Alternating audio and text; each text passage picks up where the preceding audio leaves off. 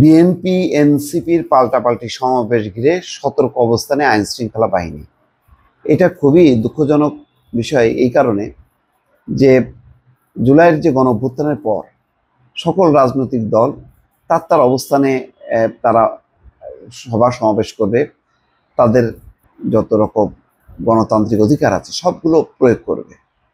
এতে উত্তেজনা কেন হবে এটা পরিষ্কার না। এখন তো আওয়ামী লীগ নেই।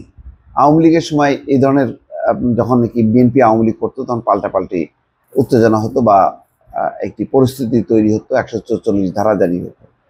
কিন্তু কুমিল্লার মুরাদনগরে বেশ কিছুদিন থেকে দেখা যাচ্ছে যে একটা পাল্টাপাল্টি অবস্থান এনসিপির সাথে বিএনপির। কেন এনসিপি এবং বিএনপি এরা কি হাসিনা বিরোধী দুটি দল না? আজকে 1 বছরও যায়নি শেখ হাসিনার পতনের পর সাম্প্রতিক সময় বিভিন্ন জায়গায় এনসিপির সাথে বিএনপির বিরোধ হচ্ছে, বিএনপির সাথে জামাতের বিরোধ হচ্ছে, যেটা খুবই অনাকাঙ্ক্ষিত। তাহলে একটা যে গণতান্ত্রিক রাজনৈতিক পরিবেশ তৈরি হবে কি করে? সব দল যদি তার মতন করে কর্মসূচি পালন না করতে পারে এবং কর্মসূচিকে ঘিরে যদি উত্তেজনা তৈরি হয় তাহলে কি লাভ হলো? এটা কিন্তু একটা প্রশ্ন। এখানে বলা হচ্ছে যে শনিবার দুপুরে উপজেলার বাঙ্গরার পৃথক দুটি স্থানে সমাবেশ করবে দল দুটি।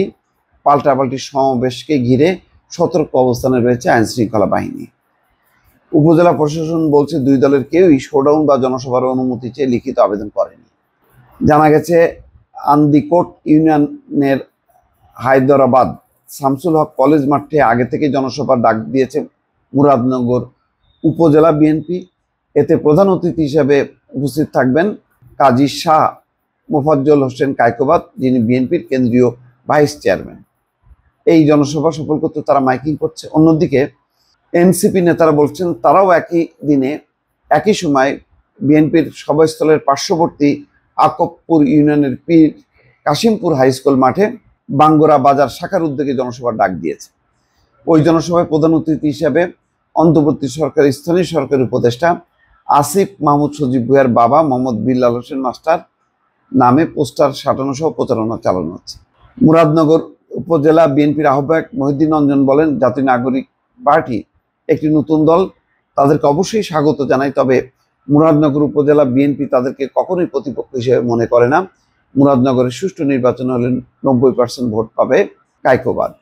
জাতীয় নাগরিক পার্টির বাঙ্গরা শাখার সভাপতি কামরুল হাসান কেনাল বলেন, জাতীয় নাগরিক পার্টির নেতাকর্মীরা নিজস্ব অর্থায়নে প্রতিটি অনুষ্ঠান করছে।